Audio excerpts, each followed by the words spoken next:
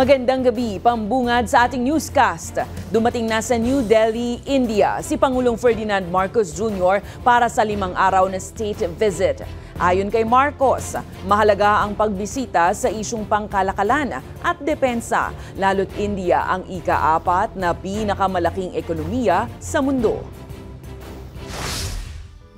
Pasado 2:00 ng hapon local time ngayong Lunes, lumapag si Pangulong Ferdinand Marcos Jr. sa New Delhi, India para sa kanyang 5 araw na state visit. Mainit na sinalubong ang Pangulo kasama si First Lady Liza Marcos ng Indian officials.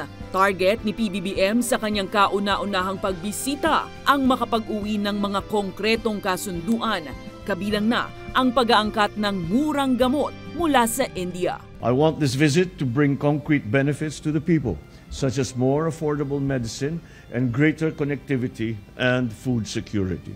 It is incumbent upon us, now more than ever, to maximize the opportunities in trade and investment with the world's 4th largest economy.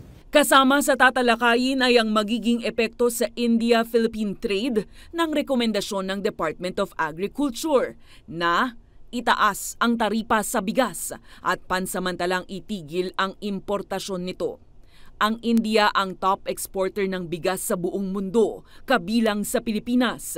Plano ng DA, unti-unting itaas ang taripa sa imported na bigas mula 15% paakyat sa 25%. Ito ay bilang proteksyon sa mga lokal na magsasaka na magsisimula ng mag-ani sa susunod na buwan.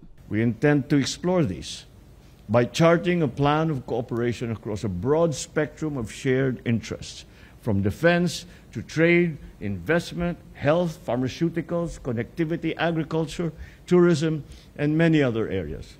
Target rin ng Marcos administration na mapalakas ang ugnayang pandepensa ng dalawang bansa. Kasunod yan ng makasaysayang Joint Maritime Patrol sa West Philippine Sea. Mas marami pa tayong gagawing mga exercises and activities with the Indian Armed Forces. August 5, nakatakda ang bilateral meeting ni PBBM, katapat sina Indian Prime Minister Narendra Modi at Indian President Draupadi Murmu.